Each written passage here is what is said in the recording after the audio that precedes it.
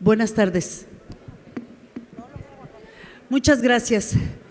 Miren, les pido por favor que se queden en esta mesa. Para mí es muy significativo recibir esta tarde a dos mujeres muy talentosas, una abogada, una economista, y las dos con una responsabilidad pública inmensa.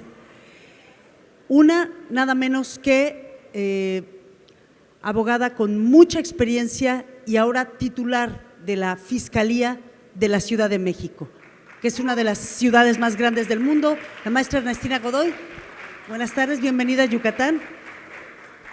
Y otra de quien soy testigo de su trabajo muy arduo porque la conocí siendo una muy joven diputada del primer Congreso de la Ciudad de México y hoy alcaldesa también de uno de los municipios, si no es que el más grande con Ecatepec, el más poblado de todo el país, que es la alcaldía Iztapalapa. Economista por la UAM, Clara Brugada. Gracias. Ya de lo que vaya usted a hacer, eso no sabemos, pero de que estamos muy contentas de platicar aquí, estamos contentas. A mí siempre me ha provocado mucho interés y curiosidad y también muchas preguntas. ¿En qué lugar ponemos a los gobiernos locales como constructores de ciudadanía? ¿De acuerdo? Me gustaría su primera opinión al respecto. Clara, luego maestra Ernestina Godoy, ¿por qué es tan importante mirar hacia lo local, no como rollo, sino realmente como política pública?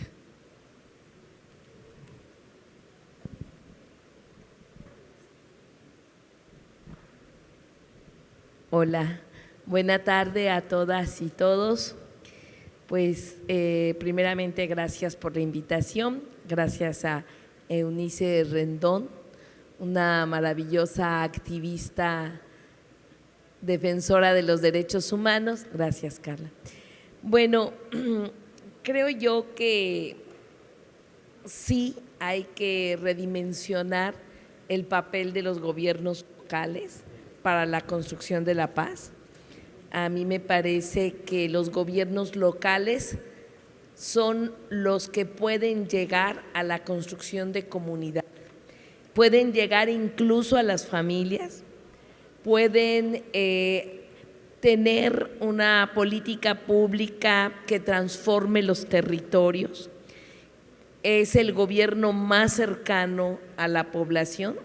Hay veces que la población no logra identificar los tres niveles de gobierno y lo que acontece generalmente para mal lo responsabiliza a los gobiernos locales. Así que hablar de la relevancia de los gobiernos locales tendría que ser ahondar y hacer una gran reforma política en este país que logre dotar de más recursos públicos y también mejores atribuciones para poder incidir más. Hace poquito en la ONU precisamente que se llevó a cabo lo de la cumbre de Objetivos de Desarrollo Sostenible, el tema era ¿cuál de los tres niveles de gobierno pueden lograr que los objetivos de desarrollo sostenible puedan realmente hacer transformaciones? Y se hablaba justamente de los gobiernos, de las alcaldías, de los municipios, de los gobiernos municipales y también estatales. Así que yo considero que es de vital importancia redimensionar, valorar, revalorar el papel de estos gobiernos porque son con los que se puede realmente construir paz.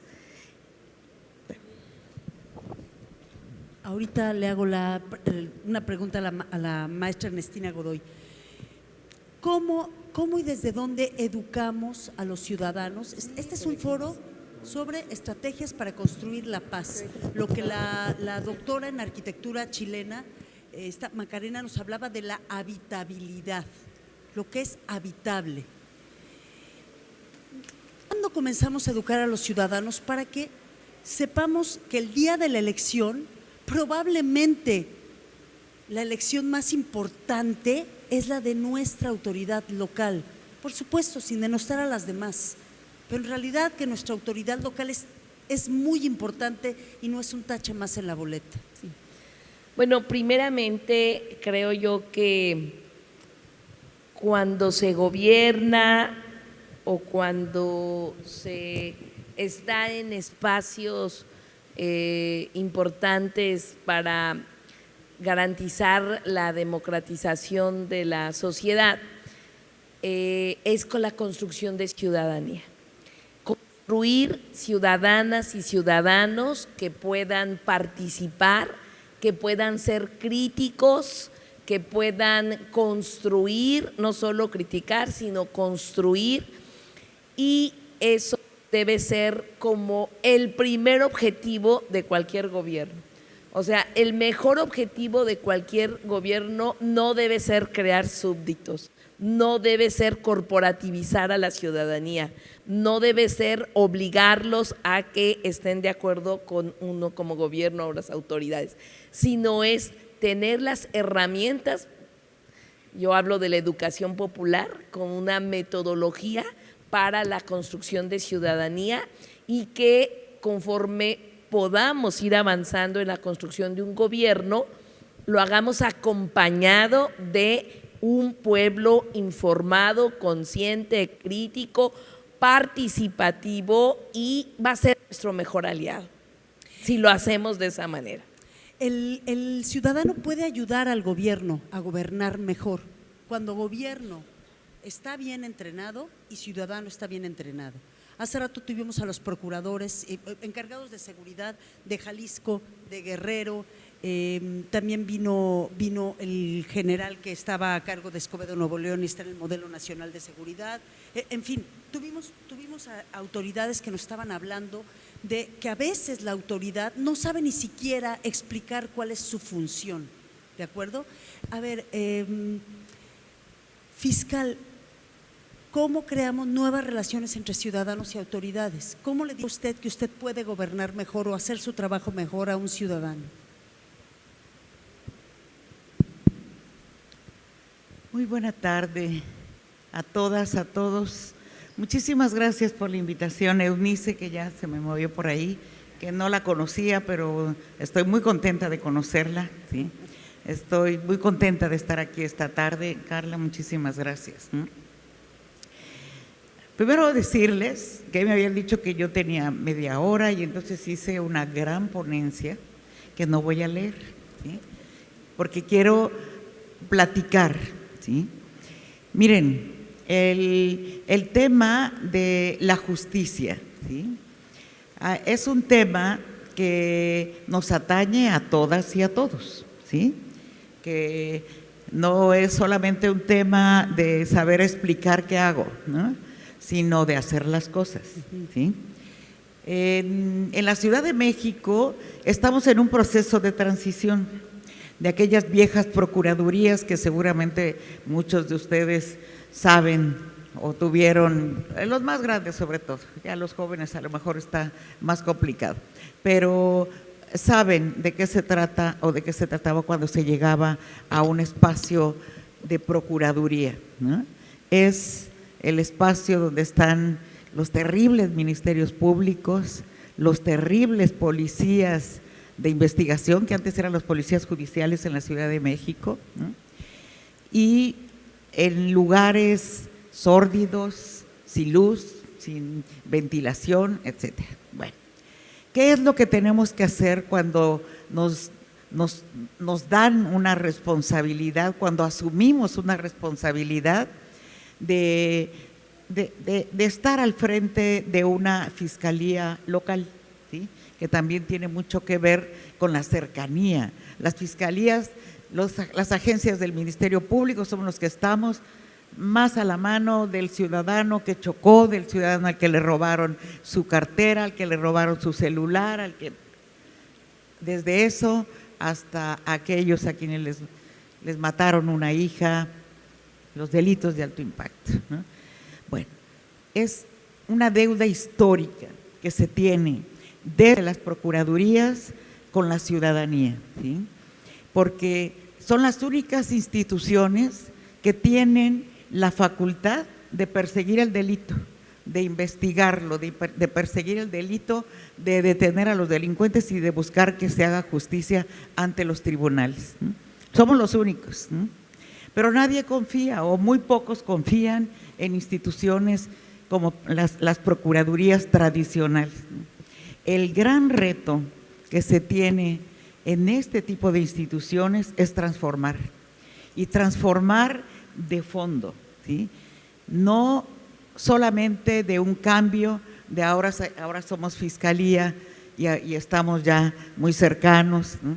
Tomen en cuenta que la Fiscalía General de la República es la que ve los grandes delitos, los de delincuencia organizada, de los cárteles, etcétera. Las fiscalías locales estamos debemos de estar muy en contacto con la ciudadanía, porque son los delitos que nos duelen a las comunidades, los delitos que nos afectan en nuestras colonias, nos afectan en nuestras unidades habitacionales, y tenemos entonces que transformarnos para responder a esa ciudadanía que lo que está pidiendo es justicia. Por ahí en el panel anterior alguien dijo, traemos, creo que fue Indira, que dijo traemos una impunidad del 90 y tantos %, ¿no? Sí. Y efectivamente, ¿sí? Primero hay una cifra negra terrible. ¿A quién se le ocurre ir? A ustedes se les ocurre ir a una agencia del Ministerio Público porque no supieron dónde quedó su cartera, a menos que traigan la credencial de lector y sus documentos, van para que no haya ningún problema. Si no, no van. Sí. Y eso se pierde una gran oportunidad de que se tenga información de primera mano en estas instituciones para que realmente pueda haber castigo, para que pueda disminuir la impunidad. Somos las fiscalías locales las que estamos en el primer contacto, ¿sí? Y tenemos, yo digo, obligación, sí, de decir qué hacemos, ¿no? Y de informar a la gente cómo lo hacemos. Cada vez tenemos que ser más públicos, más abiertos, más transparentes, ¿sí? Cada vez tenemos que desmitificar que allá están los ministerios públicos, los responsables, los fiscales, la fiscal general, y nunca más la ciudadanía ni siquiera los ve, ¿no? Tenemos que estar en contacto con la ciudadanía, tenemos que atender a las víctimas y decirles solamente, en la Ciudad de México hemos definido las prioridades que tenemos, y tenemos obligación de atenderlos a todos, ¿sí? Y de buscar además que lleguen a las instituciones, modificando desde nuestra primera manera, desde la manera de la primerísima atención, que es donde ahí los perdemos a mucha gente, ¿no? Perdóneme, hablando de la primerísima atención, hablábamos al principio cuando inauguramos el foro, la paz es algo muy difícil de explicar, es difícil de explicar, es una sensación psíquica de la mente, emocional, es una sensación física incluso, pero también es una sensación social, una percepción social. ¿Qué pasa con el ciudadano que denuncia y ve que su denuncia va en curso? ¿Me puede usted platicar como fiscal, que usted ya estuvo en MP también, qué pasa con ese ciudadano y su alivio de recargar su dolor, digamos, su falta de paz en la institución pública? Bueno, primero decirles que toda la estrategia en materia de seguridad, que por primera vez en el caso de la Ciudad de México está alineada desde el gobierno federal, el gobierno de la ciudad y el gobierno de muchas de nuestras alcaldías, lo que persigue es la paz. Así se llaman nuestros gabinetes, para la construcción de la paz, ¿sí? Eso es una definición de qué tienen que hacer las instituciones encargadas, como en la que yo presido, en mi caso es procurar justicia, ¿sí? es buscar la paz. Y buscar la paz es cambiar de paradigmas, ¿sí? Tiene que haber una justicia, cuando dice justicia de proximidad, una justicia con rostro humano, ¿sí? Y justicia con rostro humano quiere decir que los operadores de la Procuración de Justicia tenemos que entender que cuando un ciudadano cruza una puerta de cualquier instalación de la Fiscalía, está llegando en mayor o menor grado muy vulnerables. Llegan con un dolor mayor o menor, pero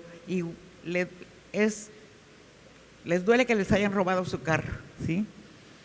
Pero es otra dimensión, otra manera, les duele que le hayan matado a una hija, ¿sí? Les duele que le hayan matado a un hijo.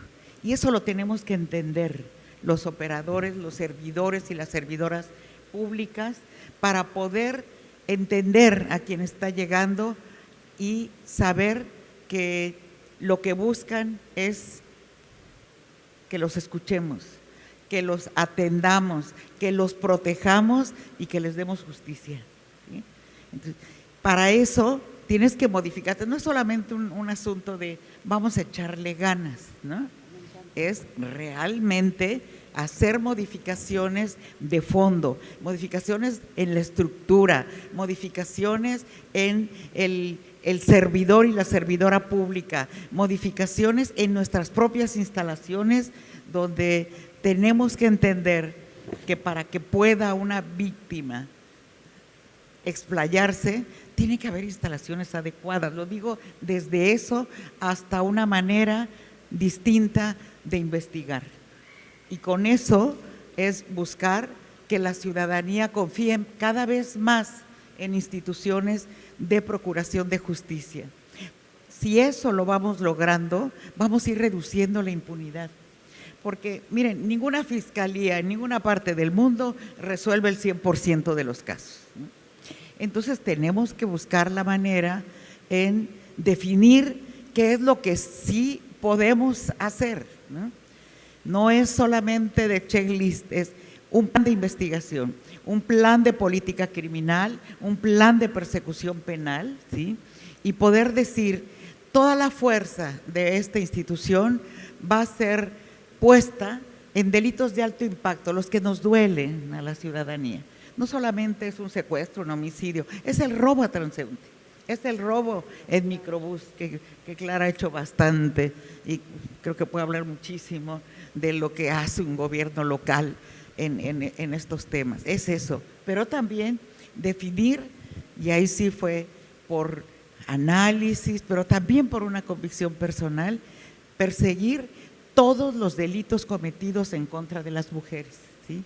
Todos, desde el acoso, el abuso, desde que te pellizcan en el metro, ¿sí?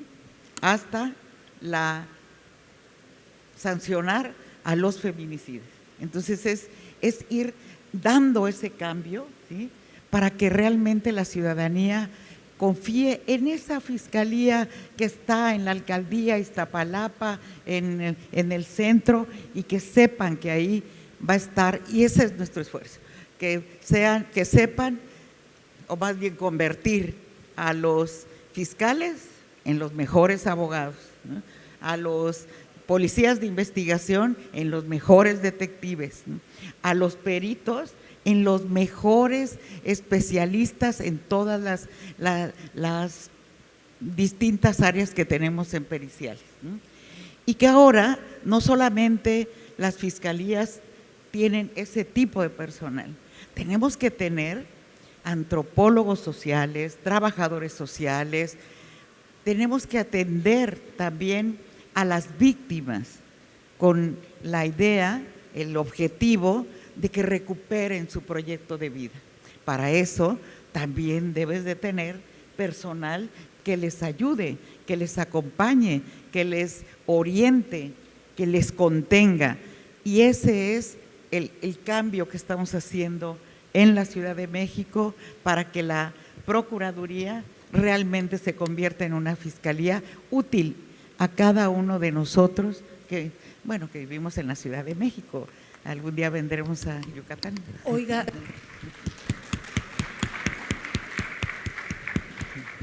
ven porque les dije que esta mesa iba a estar muy buena y créanme, muy pocas veces uno tiene oportunidad de entablar un diálogo ciudadano y del interés y la médula del servicio público. Estábamos hablando de la paz como lugar social, ¿no? Pero ahorita estoy pensando, por ejemplo, una pregunta más a la maestra y ahorita voy con usted, alcaldesa, de la evidencia científica, el trabajo técnico y también hasta la hacienda pública, pues todo eso tiene que ver en que la justicia y la paz lleguen a una sociedad, maestra Godoy. Desde luego, cuando digo por ejemplo, los policías de investigación, ¿sí? No son ya los policías que andan persiguiendo en la calle y andan buscando informantes, ¿sí? Son analistas que utilizan la tecnología para realmente aportar a las carpetas de investigación pruebas contundentes, pruebas científicas, irrefutables, digo yo, ¿no? Entonces, ese, por ejemplo, es importantísimo para un cambio y poder dar resultados, ¿sí? Nos tenemos que preparar, por un lado, para atender rápido, bien y de buen modo, como les digo a mis compañeros, a la gente que llega, que sepa la gente qué va a pasar acá adentro, ¿no? Por un lado. Pero también tenemos que seguirnos preparando para dar resultados, ¿no? Porque que lleguen y los atendamos bien y nunca resolvamos nada, pues muchas gracias, ¿no? Y cómo hemos tratado de recuperar la confianza de la gente, ¿no? Acercándonos, ¿sí? Acercándonos. Somos la única fiscalía que cada viernes sale a las plazas públicas de las distintas alcaldías y salgo yo, pero salen los coordinadores, que son como los subprocuradores, vicefiscales, ¿no? Con todo el equipo, atender a la gente en las plazas públicas, en las calles, y ahí atendemos, les escuchamos, les miramos. Como les digo, yo siempre les creo a mis compañeros que me dan informes y me dicen que van bien las cosas, ¿no? Pero no hay mejor manera que estar en el territorio, estar escuchando a la gente. Y ahí, por ejemplo, eso me lo enseñó Clara, ¿no? Atender a la gente es insustituible, ¿sí? Entonces tenemos el programa de la Fiscalía en tu alcaldía, ¿no? Y lo hacemos cada viernes en las distintas alcaldías, ¿no?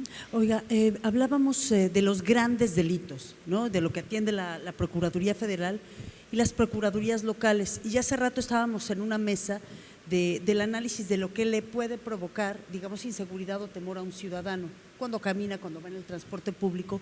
Pero la especialista, una doctora chilena que ojalá ustedes conozcan, de repente dijo la expresión que me dolió pues escucharla, lo de el terror urbano. Es decir, entonces ella me decía, es cuando va esta mujer caminando y siente terror urbano. ¿Cómo estos incidentes que aparentemente no son tan riesgosos en términos de que no hubo un homicidio, por ejemplo, un asalto violento a un transporte público, trastoca toda la sensación de paz y seguridad de un entorno completo? Sí, cuando decía, hablemos de atender con toda la fuerza de la institución y toda la fuerza de gobierno los delitos de alto impacto, insisto, que sí lo son. El secuestro, el homicidio, son delitos de alto impacto, ¿sí? Pero si no entendemos que es un delito de alto impacto que te asalten en un microbús, ¿no? Entonces estás errando, ¿sí? Es un delito de alto impacto y que mejor lo platique Clara, porque claro, si en algún lugar se hizo un trabajo en ese tema fue en Iztapalapa, que empezó a dar el ejemplo a toda la ciudad, por ejemplo, en robo en el transporte público, ¿sí? Por el daño que hace a la comunidad, ¿sí? Y no importa si te robaron 100 pesos, es terrible, el impacto social es terrible. Por eso definimos lo que es la política criminal.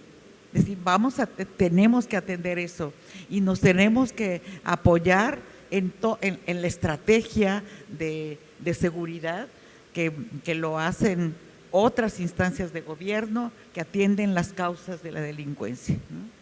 ¿Qué nos toca a nosotros de esa estrategia? Mejores policías, mejores servidores públicos, la utilización de la inteligencia criminal, de la inteligencia policial para la investigación de los delitos, ¿sí? Y la coordinación con las alcaldías, coordinación con el gobierno federal. En mi caso, nosotros somos una entidad autónoma, pero que nos coordinamos con las otras dependencias del gobierno de la ciudad para poder atender de una manera integral, haciendo cada quien lo que nos toca de manera coordinada. Pero la coordinación también tiene que ser con la gente, tiene que ser con las víctimas, tiene que ser con las colectivas que defienden a mujeres, las colectivas que están en contra de la violencia vicaria, las colectivas que están en búsqueda de los desaparecidos. Gran parte de nuestro tiempo de los coordinadores y mío se va en atender a las víctimas y escuchar, no es solamente atender, sino escuchar a la gente para poder hacer ajustes, para mejorar, para decir, tiene que haber capacitación en el personal, en este punto que todo el mundo me está diciendo que está fallando, ¿sí? Esa es la coordinación que se tiene que hacer. Y qué importante lo que hablando de construcción de paz y lo que ustedes van a hacer como especialistas, sobre el tema de escuchar cómo se comunican los ciudadanos. Por ejemplo, les quiero platicar el caso de la doctora Lucía Calderón. Ella era reportera ella es de Ciudad Victoria, Tamaulipas, reportera primero del norte, luego se fue a trabajar a un periódico en El Paso, luego a Houston, luego volvió y dijo, es que yo necesito comprender más qué pasa socialmente en Tamaulipas y hizo su doctorado en la UNAM y su doctorado en la UNAM está en el estudio de los grupos de WhatsApp de la gente en los episodios más violentos en el momento en Tamaulipas. Entonces, es importante que la autoridad, y si ustedes están en construcción social de paz, que sepan cómo los ciudadanos se comunican estando en paz y no estando en paz, doctora, ¿no? Sí, y no solamente saber que entre ellos se comunican, sino abrir los caminos para que se comuniquen con la autoridad, ¿sí? Y entonces creas chatbots, pones un teléfono rojo en todas las agencias para que tú los contestes, haces audiencias públicas, recibes a los ciudadanos, abrir la mayor cantidad de caminos para que se comuniquen contigo. Pero ellos no se comunican si tú no escuchas, ¿sí? Eso es algo muy importante. Ellos no se comunican si tú no escuchas. Es otra de las grandes cosas que hemos aprendido este día. Bueno, vino un ponente que dijo, si vives en conjunto no jodas al de junto, sobre estrategia comunitaria para unidades habitacionales. Alcaldesa Clara Brugada, hay algo que a mí me gusta de su acción pública, que es que yo siempre la veo contenta gobernando, que sé que pasa momentos muy difíciles, pero sé que es un trabajo que usted hace contenta, lo disfruta. Hay un texto de Foucault que habla sobre las personas privadas de la libertad y habla de que parte del proceso terrible de alguien privado de la libertad es que con el tiempo termina desdibujando su propia personalidad. Pero él también habla de que a veces en entornos muy violentos o calificados de muy violentos, el estigma termina siendo tan grande que ese individuo se le priva hasta de poder llamarse a sí mismo ciudadano. ¿Usted encontró eso en Iztapalapa cuando llegó a gobernar? Bueno, a mí me parece que el tema de la percepción, el tema del estigma es muy importante. Iztapalapa Bueno, primero quiero aclarar, soy alcaldesa con licencia. Ay, es Tiene cierto. una semana que, que dejé la alcaldía para dar otro paso. Pero a lo que me refiero es que Iztapalapa es una comunidad, es una demarcación, una alcaldía que tiene casi 2 millones de habitantes, es la que tiene más habitantes de toda la ciudad y la segunda del país. Y hay un tema, la ciudad se olvidó de la periferia, se olvidó de invertir, de desarrollar, de construir derechos y escondió en Iztapalapa lo que no querían que se viera en la ciudad. Y allí se construyeron los reclusorios y allí se instalaron los basureros y allí se escondió la pobreza. Así que teníamos una oportunidad histórica de gobernar para transformar, no gobernar para que todo siga igual. Entonces, este es el primer reto que tenemos que entender, que hay que hacer muchos esfuerzos para no seguir gobernando y que las cosas continúen igual. Gobernar para transformar significa primeramente transformar el propio gobierno. Y en Iztapalapa hemos estado trabajando y uno de los temas fundamentales es la poca autoestima que tiene la gente de su propio territorio. Y esto tiene que ver también con la percepción. Mira, no porque lo diga yo, pero hemos sido la alcaldía que más inversión pública, que más trabajo se ha hecho en transformar el territorio, el entorno, el hábitat de la población. Y aunque la gente está contenta, la gran mayoría, todavía se sigue percibiendo a sí misma como un lugar en donde hay mucha delincuencia, en fin. Y yo siempre les digo, vamos a romper esos mitos de que Iztapalapa es la que tiene más delincuencia, ¿no?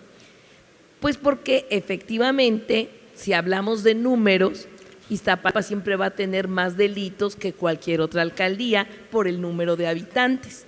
Pero cuando ya se analiza científicamente la incidencia delictiva, del cual Ernestina nos habla, pues entonces debe ser por cada 100,000 habitantes cuántos delitos hay. Y entonces resulta que Iztapalapa no es la alcaldía con mayor incidencia delictiva, estamos en el 9º lugar de delitos de alto impacto. Pero cuando sumamos delitos de alto impacto y de bajo impacto, resulta que Iztapalapa es la alcaldía con menos incidencia delictiva.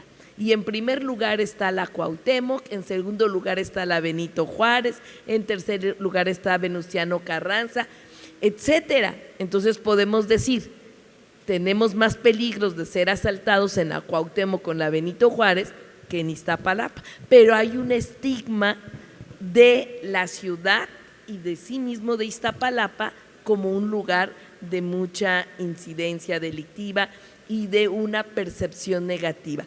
Lo más difícil de combatir es la percepción, aunque puedas lograr maravillas.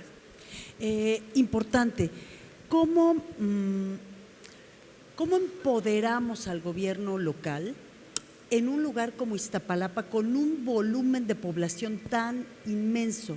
¿Cómo se discute ante la federación que necesita el doble o el triple de recursos y que necesitas, ya no me acuerdo cuando eran delegaciones, eran como subdelegados, ¿no? De áreas. Sí. Entiendo ahora que en Iztapalapa no las tienen, ¿no? Sí, bueno, creo que lo primero que tenemos que hacer es definir el tamaño de las demarcaciones, ¿no?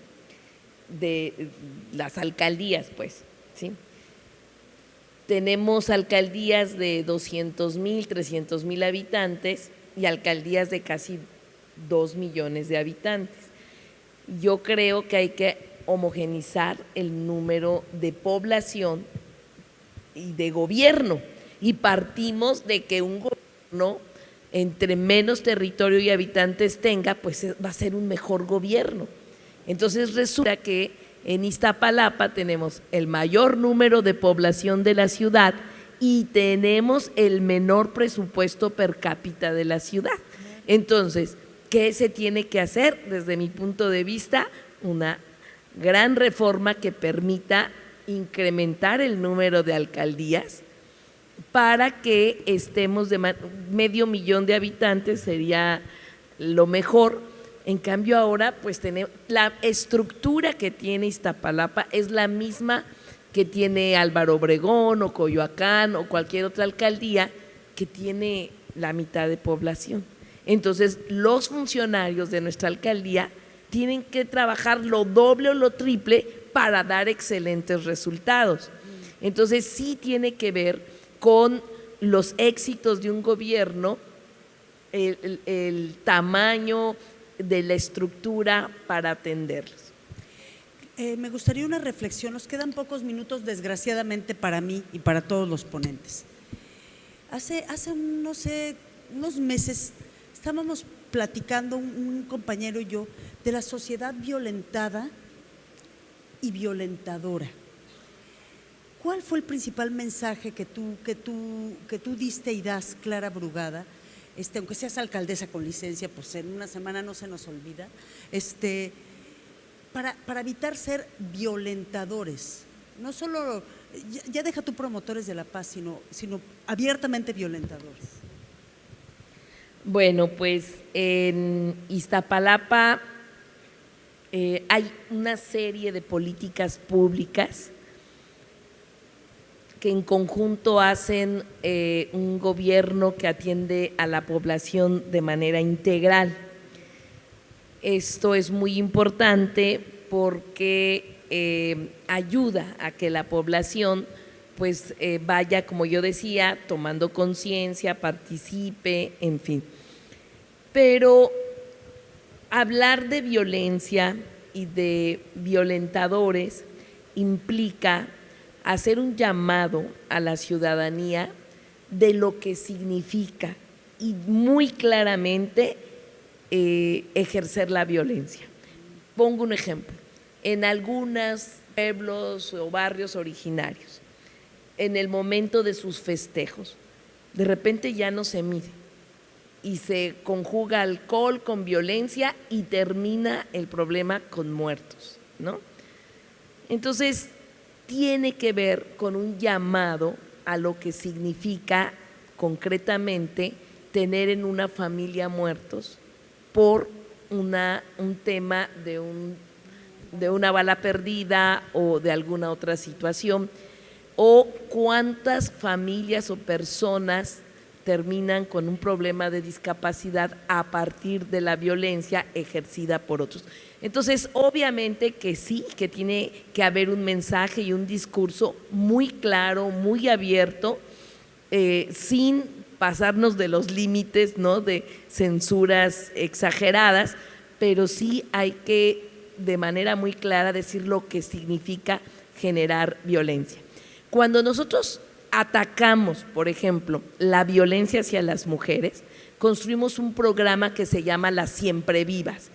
Y Las Siempre Vivas en honor aquí a que a finales del siglo XIX en Yucatán, una feminista llamada Rita Cetina, el primer taller feminista le llamó Las Siempre Vivas.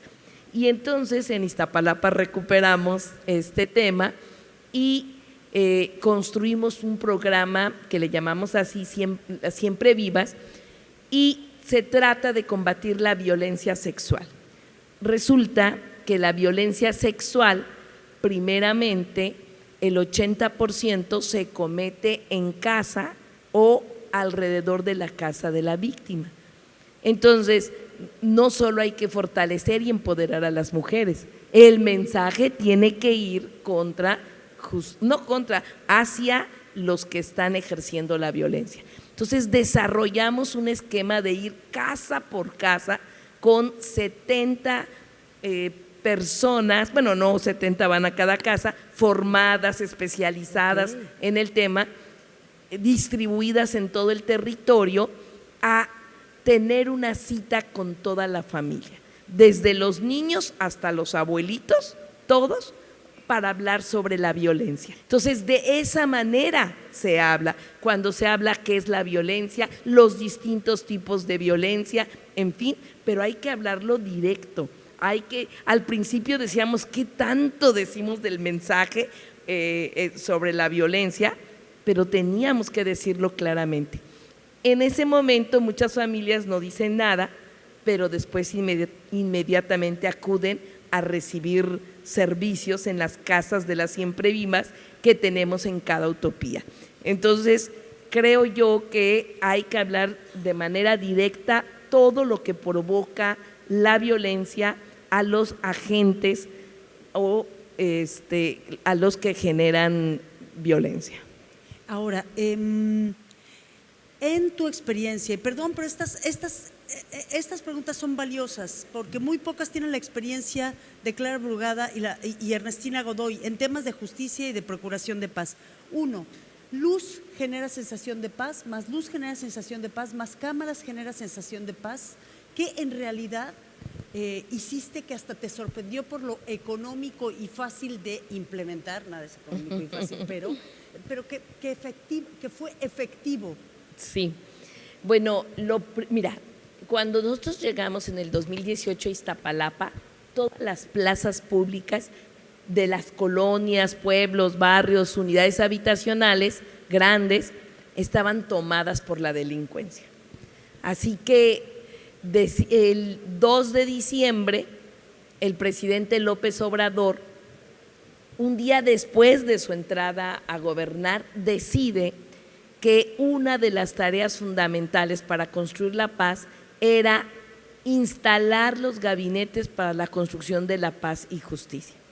El 2 de diciembre yo arranqué con lo que decía Ernestina, el impulso de estos gabinetes. Y lo que hicimos ante todo el tema de incidencia delictiva fue irnos a las 52 colonias donde más violencia había. ¿Cuántas colonias hay en Iztapalapa? 190 y tantas, ¿no? Bueno, a las 52 colonias, los 52 funcionarios de mayor nivel de la alcaldía que acabábamos de entrar. Y arrancó el programa el 24 de diciembre, imagínense qué fecha, 24 de diciembre. Y teníamos a 52 funcionarios de alto nivel en estas colonias promoviendo una asamblea que le llamábamos Diálogos por la Paz, una asamblea en cada una de estas, convocando a la población y haciendo un diagnóstico participativo de en dónde se estaba generando, cuáles eran los problemas. Pero escuchemos bien, no se trató de una asamblea y adiós, nos vemos en un mes. El programa consistió en todos los días hacer asambleas, todos los días, para construir primero relación de confianza con la gente, que la gente supiera que no llega ese funcionario y se va, sino al otro día está, y al otro día, y al otro día. Se construye el diagnóstico y de allí salen muchísimos temas para atender, desde un bache, una luminaria, y el tema mayor de la gente fue luminarias, la oscuridad en la que estaba inmersa Iztapalapa. Así que después de varios meses de este programa de Diálogos por la Paz, decidimos echar a andar los caminos de mujeres libres y seguras. Así les llamamos, caminos de mujeres libres y seguras, no solo porque transiten mujeres por allí, pero decíamos, si una niña se siente más segura con la intervención que hagamos pública, la intervención pública, pues cualquier sector de la comunidad con mayor razón. Y mira lo que hicimos. Transformamos la principal avenida por donde llegan los transportes públicos a cada comunidad, las transformamos con muchísima luz, 5 tipos de luminarias que nunca habían estado en Iztapalapa y solo estaban en algunas zonas de la ciudad. Y además agregamos a esta intervención profunda del espacio público, que son las calles, un programa que se llama Iztapalapa Mural. Y decidimos que un conjunto de muralistas debían de participar. Y aquí viene el papel de la cultura y el arte. ¿Cuándo nos íbamos a imaginar que los muralistas se iban a convertir en actores y constructores de paz? Dialogando con la gente y haciendo que en las fachadas de la propia población se pudiera plasmar arte y color en las calles. La gente participaba, llegó la pandemia, nos tocó la pandemia y estaba la gente aislada, pero nosotros seguíamos trabajando en estos caminos y Iztapalapa empezó a transformarse. De ser la Iztapalapa oscura, abandonada, gris, a una Iztapalapa iluminada, de color, transformada en una galería de arte urbano. Cientos de caminos de mujeres libres y seguras, miles de murales. Hoy tenemos 10,200 murales, hasta en las azoteas, porque por ahí pasa el cablebús, y somos la alcaldía con más murales de todo el mundo, y la población inmediatamente se dignificó. De llegar como siempre a su calle oscura, hoy era una calle llena de iluminación, con muchos murales, mucho color, con infraestructura urbana que no se tenía antes, en fin. Eso fue recuperado por muchos otros gobiernos para replicarlo, esa estrategia, y ahora pasamos de un camino seguro a una comunidad segura e iluminada. Y se está haciendo colonia por colonia, una tercera parte 2022, otra 2023-2024, y se trata de iluminar todas las calles, callecitas, andadores, escaleras, rincones oscuros. Partimos de que una calle iluminada es una calle segura. Es una calle en donde se fomenta la economía, es una calle que genera libertad, que genera derechos para la población de diverso tipo. Así que ahora estamos haciendo comunidades iluminadas. Diseñamos el poste de género, así le pusimos, porque son hermosos postes con su lámpara que dialogan con la comunidad. Allí hay diálogos de alrededor de 50 frases feministas, desde no hagas trato con el maltrato, camina libre, camina segura, etcétera, y se ponen en los espacios públicos, en las avenidas más concurridas. Consideramos que es una manera de concientizar a la población porque lo leen niños, jóvenes, adultos, mujeres y hombres, que va generando una conciencia con perspectiva de género. Todo eso se está haciendo y logramos bajar la incidencia delictiva. Logramos bajar 57% de la incidencia delictiva. Imagínate, cuando llegamos y empezamos a hacer los diálogos por la paz, esos meses Iztapalapa tenía 1,087 denuncias de alto impacto por mes.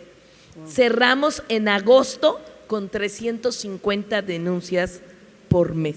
Es decir, ha habido una dramática disminución de la violencia, disminución de la incidencia delictiva. Se transformó Iztapalapa, hoy es la alcaldía más iluminada y el 2024 va a ser la alcaldía más iluminada del país. Hoy somos de toda la ciudad y con una estrategia también muy importante para que nos alcanzara el recurso. La propia alcaldía se le devolvió su esencia de dotar de servicios públicos.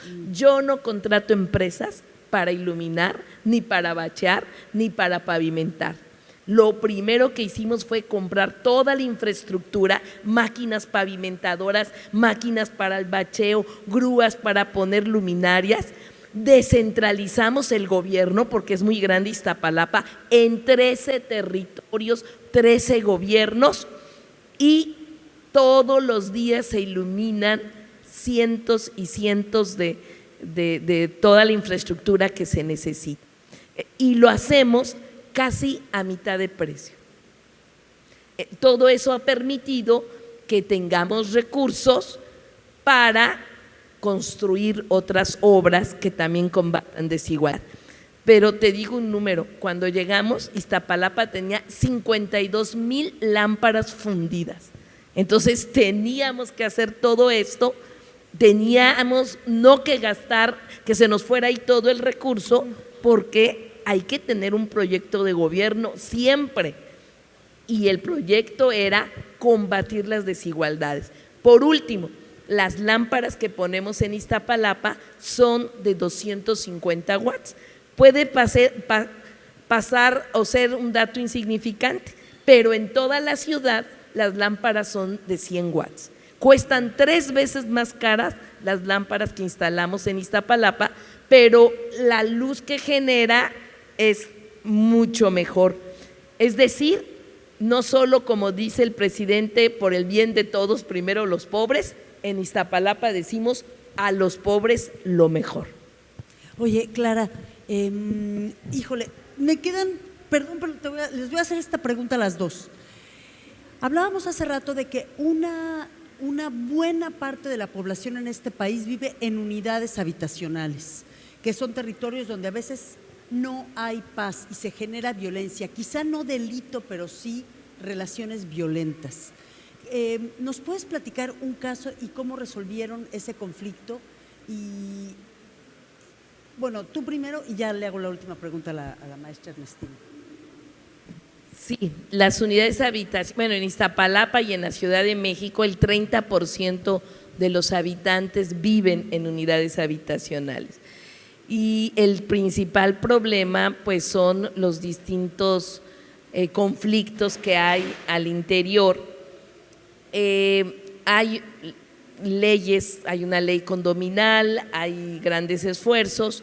Yo fui procuradora social en algún tiempo de la Ciudad de México y la mejor manera como resolver los conflictos que yo vi, que viví, que estuve durante años tratando este tema, es justamente dándonos o dotándonos de reglas y en asamblea tomar las decisiones. Es decir, un condominio no puede ser un lugar donde no haya ley, donde cada quien hace lo que quiere, donde invaden el espacio común, en donde no importa lo que hagas porque nadie te va a venir a decir, o que pongas el ruido que sea para molestar a los demás. Entonces hay una regulación de cada una de estas faltas, ¿sí?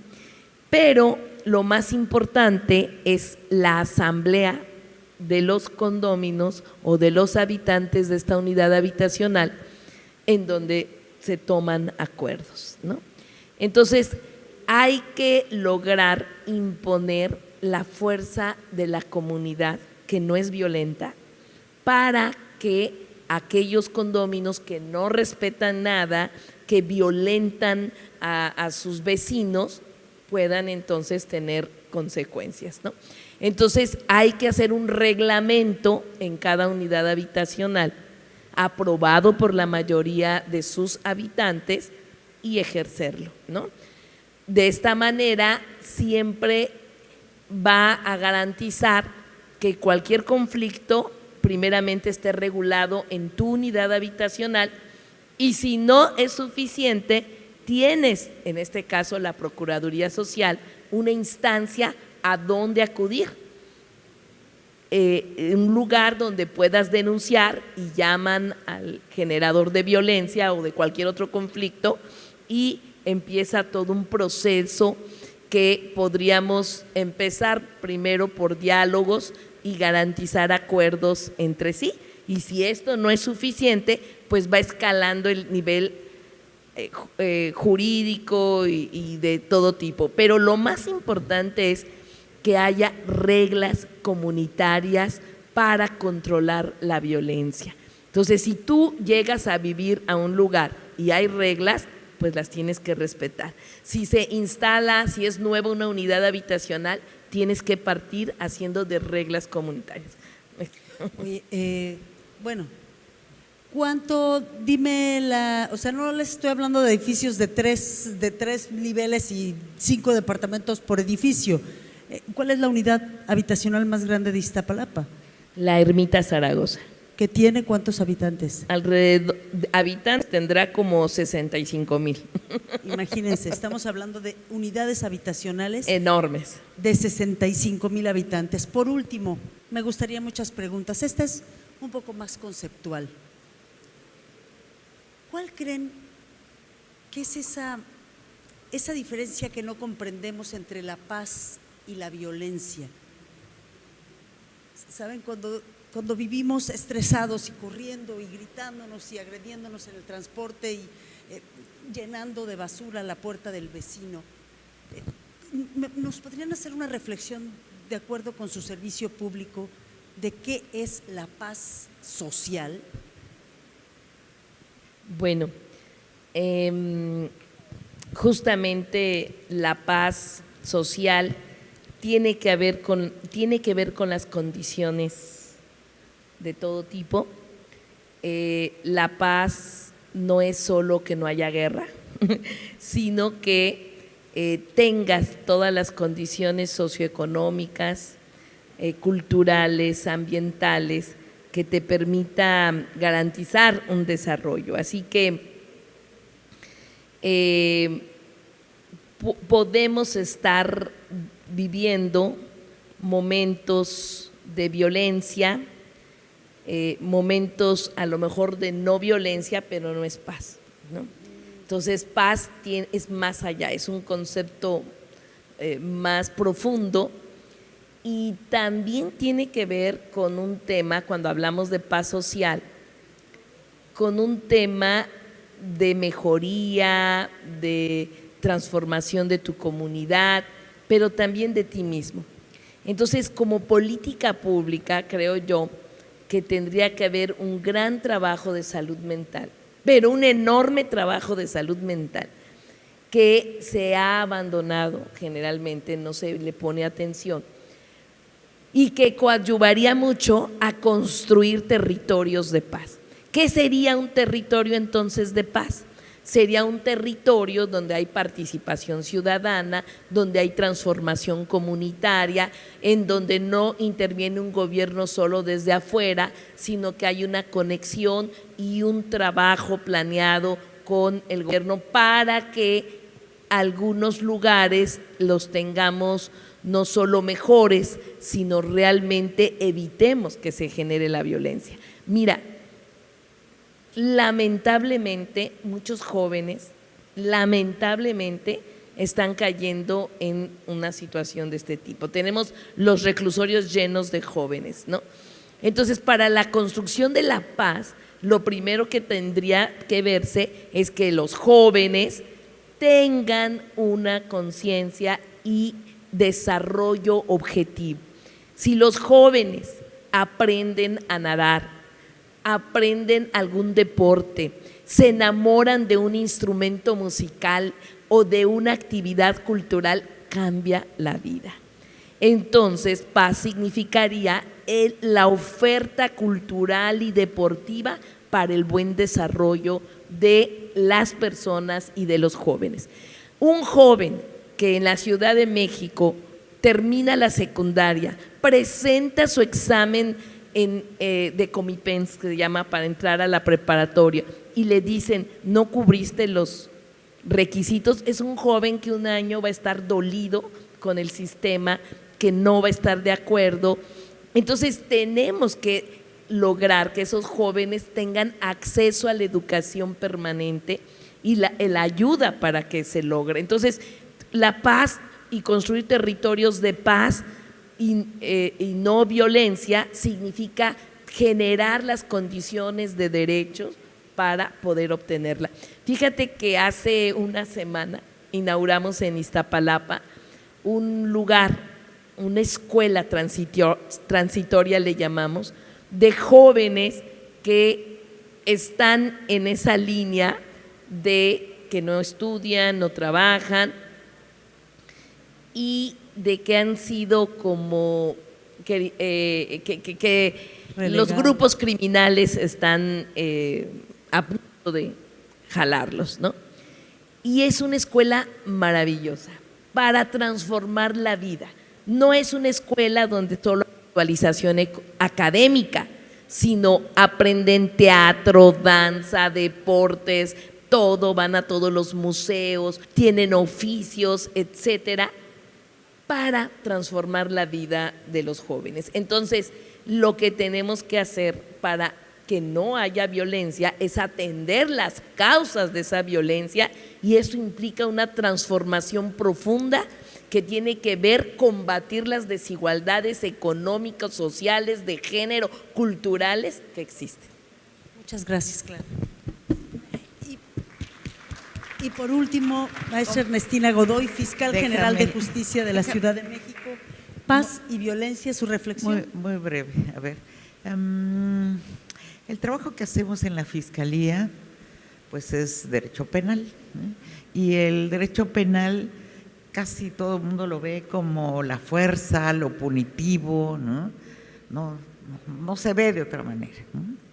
Bueno, cuando yo digo que lo que estamos buscando en la Fiscalía de la Ciudad de México es justicia con humanismo, ¿no? Justicia con rostro humano, ¿sí? Es precisamente esto de la paz, ¿sí? Buscar la paz, ¿sí? Y muchas veces la intervención de la Fiscalía solo agudiza los problemas, ¿no? Si tú integras una carpeta y metes al este que estuvo en la fiesta patronal y que terminó matando al vecino y lo metes a la cárcel, o porque discutieron y se lesionaron, digo, si lo mata lo tienes que meter a la cárcel, pero se lesionaron, etcétera, y también los metes a la cárcel, ¿no? Porque se le perdió en la riña tal cosa, también lo metes a la cárcel, ¿no? Lo único que estás haciendo es abrir más las heridas sociales, ¿no? Entonces, ¿qué hemos buscado? Y creo que es algo que nos compete a todos como sociedad, ¿sí? Hay en el nuevo sistema de justicia penal la posibilidad de lo que le llaman los mecanismos alternativos de solución de controversias. Nadie los conoce, ¿no? Nadie, y si los conocen, no quieren acudir a ellos, porque hay una idea en el imaginario social: justicia es cárcel, ¿no? Eso lo tenemos que ir cambiando, ¿sí? Justicia puede ser justicia restaurativa, ¿no? Entonces nosotros decimos, nosotros atendemos todo lo que nos llega, todas las denuncias, ¿no? Pero las estamos buscando atender de manera distinta. Los delitos de alto impacto, los delitos contra las mujeres, ahí no, en los delitos contra las mujeres, por ejemplo, un feminicidio no admite una mediación ni mucho menos, ¿no? Pero hay muchos delitos que se dan en la sociedad, ¿sí? Que pueden ser tratados desde la Fiscalía, que ya es una fuerza, con la mediación, ¿sí? Con la mediación. Entonces, en la ciudad tenemos 20 centros de mediación donde ahí tengo otro tipo de personal. Sí, está el Ministerio Público, sí están, pero ahí tengo personal capacitado desde el punto de vista de las mediaciones. Entonces tengo trabajadores sociales, antropólogos sociales, sociólogos que están ahí certificados. ¿Qué se hace en nuestros centros de mediación? Se busca acercar lo que la víctima, de lo que se está doliendo la víctima y con lo que el agresor plantea, ¿no? Entonces hay la posibilidad de que se pongan de acuerdo, ¿sí? Y que haya una reparación del daño, ¿sí? Y una garantía de no repetición, que son las cosas que se buscan, ¿no? O sea, nosotros buscamos justicia, buscamos verdad, buscamos reparación del daño, buscamos la no repetición. Bueno, hay muchas acciones que se dan en la sociedad que llegan a ser delitos, nada más, por ejemplo, en los condominios, ¿no? ¿Sí? Hay una humedad del vecino de allá arriba y me está, bueno, ya le fui a decir 20 veces y ya me está destruyendo, ¿no? Eso se llama daño en propiedad ajena. Si yo aplico la ley tal cual, ¿sí? Pues a la viejita de arriba, pues la tengo que llevar ante un juez y el juez la va a vincular, y si resulta que no puede decir dónde vive y qué trabaja, etcétera, la van a dejar en cárcel, ¿no? ¿Sí? Pero existe la posibilidad de la mediación, ¿sí? Para que haya esa reparación del daño, para que haya la justicia restaurativa, ¿no? ¿Qué es justicia, ¿no? Y no es necesario que lleguen a la cárcel. Entonces hay muchos delitos que pueden ser tratados aplicando la justicia restaurativa, que lo que propicia es la paz, propicia que el tejido social no se siga rompiendo, ¿no? Y hay justicia y hay responsabilidad de quien hizo algún acto ilícito, reconocimiento de responsabilidad y consecuencias, donde no solamente a veces es dinero, ¿no? O sea, una indemnización no, de verdad. Yo creo que todos lo sabemos. Muchas veces lo que la gente quiere es, dame una disculpa, ¿sí? En la comunidad, dame una disculpa y dime que no va a volver a suceder, ¿no? Y no nos vamos a andar matando entre ahora tus hijos y mis hijos y las familias. Eso es paz, ¿sí? Y es desde lo que es el derecho penal, lo que es la facultad de la Fiscalía, que es muy fuerte, entrar con esa fuerza, pero a propiciar el entendimiento, propiciar la paz y la sanción, la no repetición y tu reparación del daño. Eso es paz.